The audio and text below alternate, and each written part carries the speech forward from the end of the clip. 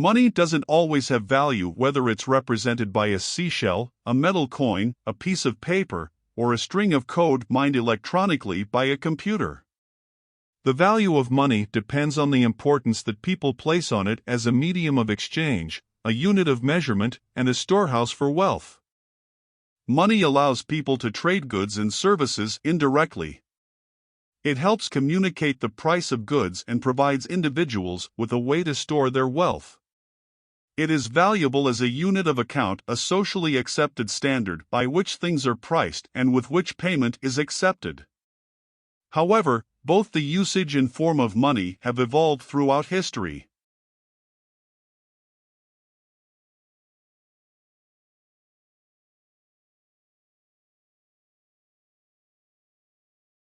Money has been part of human history for at least the past 5,000 years in some form or another. Before that time, historians generally agree that a system of bartering was likely used. Bartering is a direct trade of goods and services. For example, a farmer may exchange a bushel of wheat for a pair of shoes from a shoemaker. However, these arrangements take time. If you exchange an axe as part of an agreement in which the other party is supposed to kill a woolly mammoth, you have to find someone who thinks the tool is a fair trade for having to face down the 12-foot tusks of a mammoth. If this doesn't work, you would have to alter the deal until someone agreed to the terms.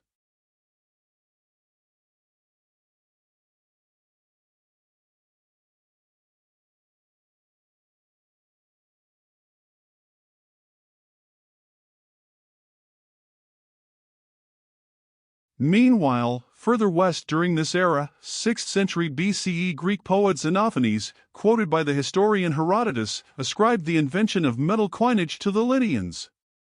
In 600 BCE, Lydia's king Alyattes minted what is believed to be the first official currency, the Lydian stater. The coins were made from electrum, a mixture of silver and gold that occurs naturally, and the coins were stamped with pictures that acted as denominations. In the streets of Sardis, in approximately 600 BCE, a clay jar might cost you 2 owls and a snake. Lydia's currency helped the country increase both its internal and external trading systems, making it one of the richest empires in Asia Minor. Today, when someone says, as rich as Croesus, they are referring to the last Lydian king who minted the first gold coin.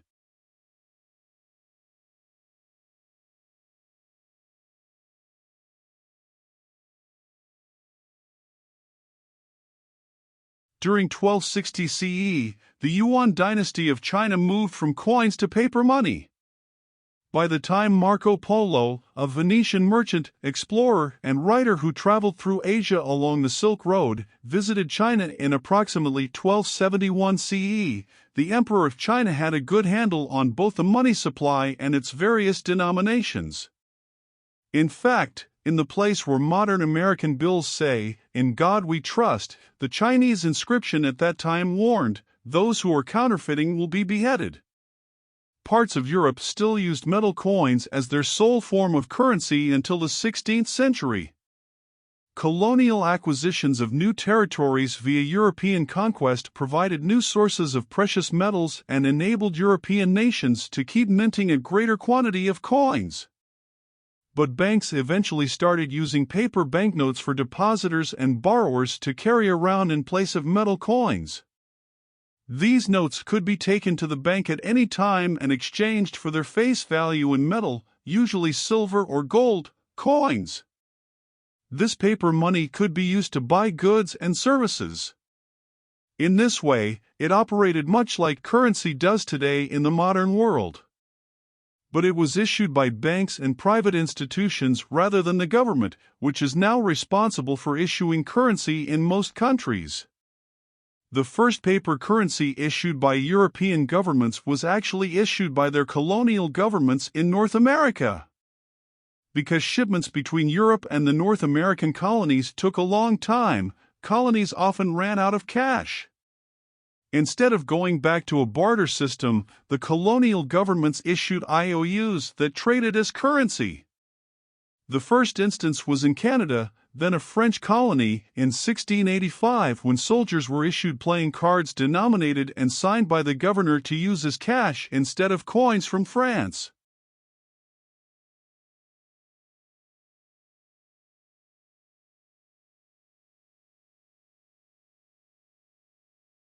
Unsurprisingly, currency comes with a number of problems, one of which concerns fiat money. This is currency that is issued on the fiat decree of a sovereign government and, unlike gold and silver coins, has no intrinsic value. Countries can thus issue such money at will, and some did, and do, potentially making the currency worthless. This became such a problem that in 1821 the United Kingdom, then the leader in international finance, introduced the gold standard. In this monetary system, the standard unit of currency is typically kept at the value of a fixed quantity of gold, which increases confidence in international trade by preventing governments from excessively issuing currency. Eventually, other countries, including Germany, France, and the United States, adopted the gold standard. However, the system had its drawbacks. Notably, it limited a country's ability to isolate its economy from depression or inflation in the rest of the world. After the Great Depression, 1929–1939, countries began to rethink the gold standard, and by the 1970s gold was no longer being tied to currency. Since then there have been a number of extreme cases of hyperinflation. A notable case is Zimbabwe in the early 2000s, when the country issued currency in denominations as high as $100 trillion, which was worth about a loaf of bread.